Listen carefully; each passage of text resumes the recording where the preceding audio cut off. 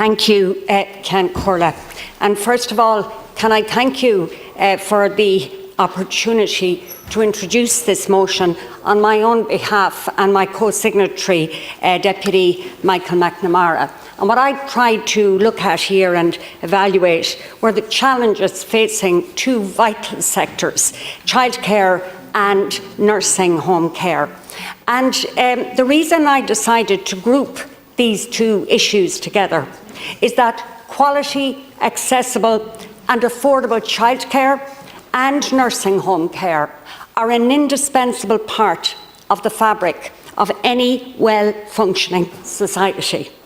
These services support, first of all, individuals at both ends of life. And for the recipients themselves, it's either early education and care or end-of-life care. And also, these services support families in managing care. And they support our societal model as we live our everyday lives. So they're absolutely crucial to the well-being and functioning of our communities. Now, another important aspect of these services, both childcare and nursing home care, is that the state plays a very significant role in funding these services, in laying down rules, regulations, requirements, quality standards, etc. And that's exactly as it should be.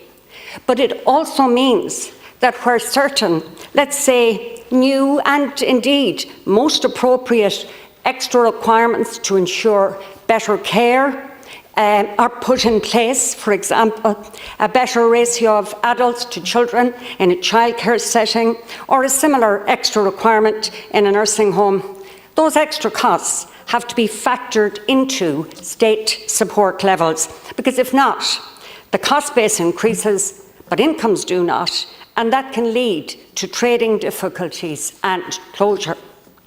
Now, I want to make it very clear, I fully support extra safety and quality requirements, but we have to recognise they must be paid for. And the other reason that I dealt with these two issues together is the trend towards the closure in both sectors of small and medium-sized providers, often family-run. And this has two outcomes, which I will come back to in more detail later. But first of all, the loss of services locally and at a regional level, leading to local and regional imbalance in the provision of services, as well as local job losses and a loss to local economies. While some other services are opening, it tends to be in larger towns and cities, so services are no longer accessible locally. The other outcome is that in both sectors, larger multinational providers are gaining a larger and larger slice of the market. That has its own implications, and if we want to see what some of those implications are, all we have to do is look across the water to our neighbours in the UK and look to the US. So in an overall sense, what I see is a trend in government policy in these two crucial sectors that is overseeing a closure of more and more smaller services, very often family-run, 1, 2, 3-person services in both urban and rural areas. And these are being replaced by larger companies, often multinational companies, almost always locating in urban areas, and that causes regional and local imbalances in access to these vital services. And finally, maybe it's just me, or the fact that my father and late husband both opened up and ran small businesses, and many of my siblings are self-employed as well. Maybe that's why I have respect for people who run small businesses, and I don't want to see any government policy or set of policies contribute to the closure of those businesses. for the people themselves, but crucially for the communities they serve and those who locally rely on their services. So that's the overall thrust of this motion. But I want to look at some specifics, and I'll start with childcare. Just today, the Federation of Early Childcare Providers, with a membership of over 1,400 early years services, published a compilation of hundreds of letters from frustrated, hugely disappointed and extremely annoyed childcare providers. Over 300 letters from a total of over 500 they received. And their message is straightforward. Our sector is teetering on the brink of collapse. This book of letters is entitled United We Stand, and it will be presented to media, government officials and the Department of Children this week in a unified plea from a sector who say they're at breaking point. A few quotes from their statement, I think, paint a pretty grim picture.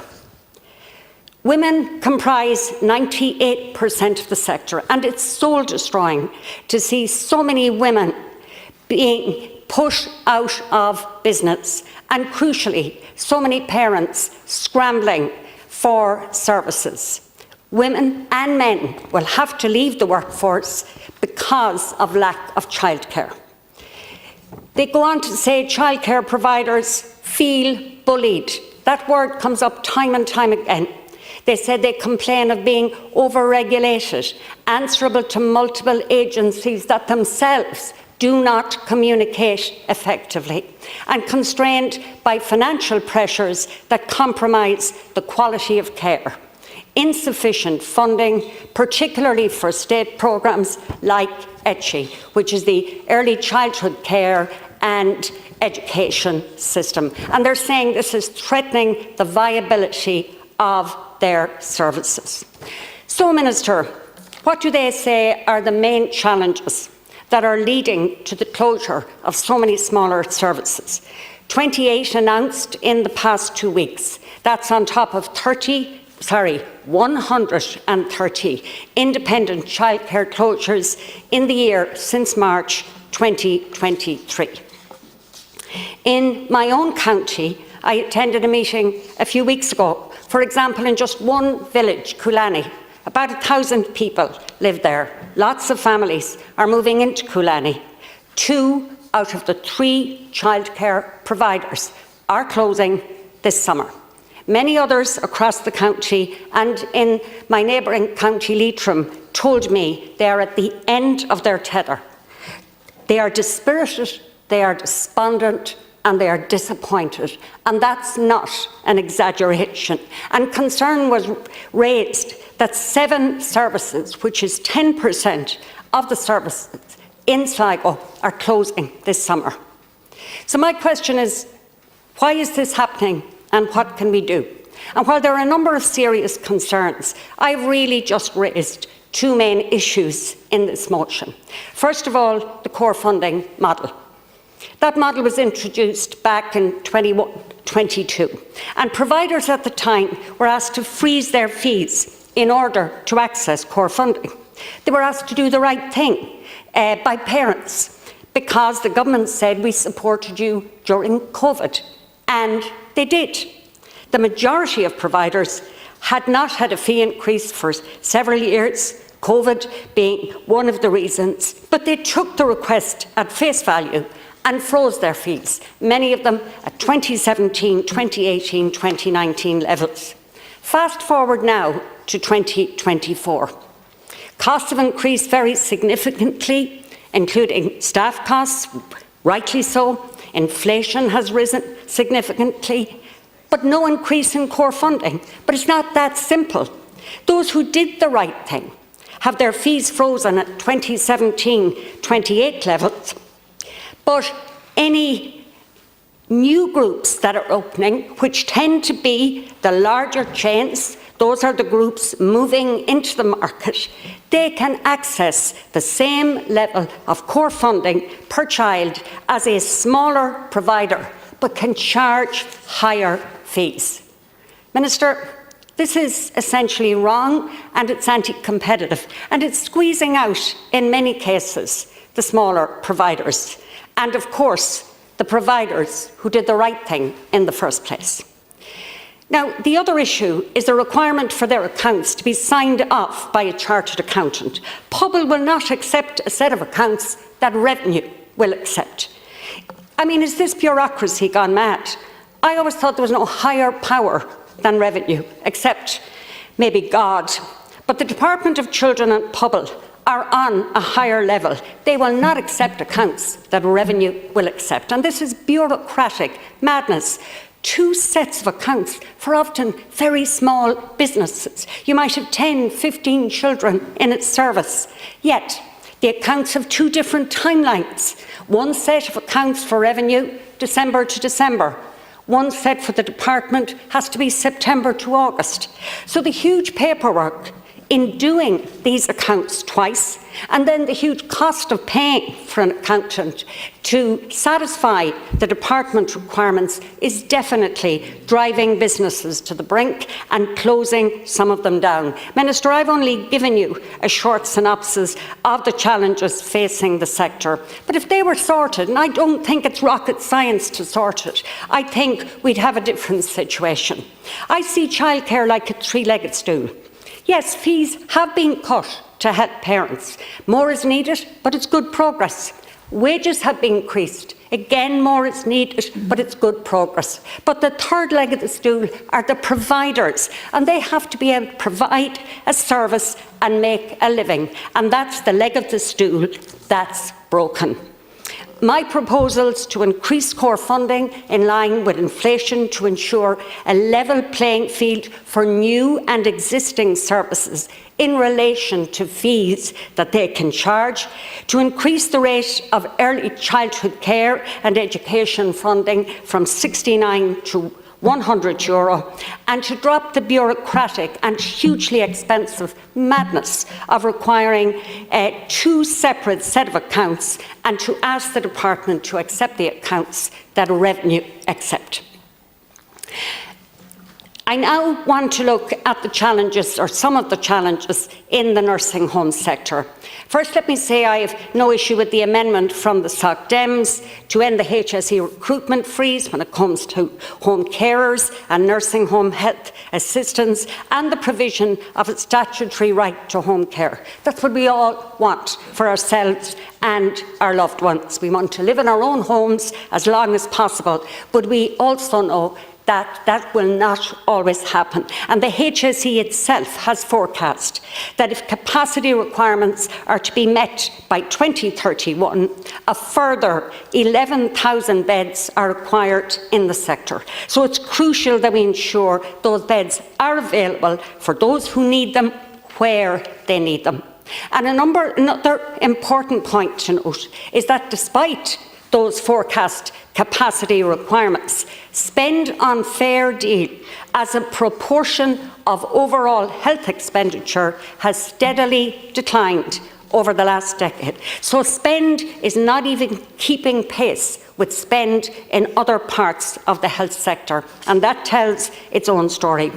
In this motion, I am largely relying on the ESRI 2024 report entitled Long-Term Residential Care in Ireland, Developments Since the Onset of COVID-19 Pandemic. I'm relying on that report for my stats and figures because they are independent and verified. So what does the ESRI say? It confirms that independently owned and operated nursing homes, many of which were family-run businesses, which until recently dominated the sector, now only supply 35% of beds. That tells its own story.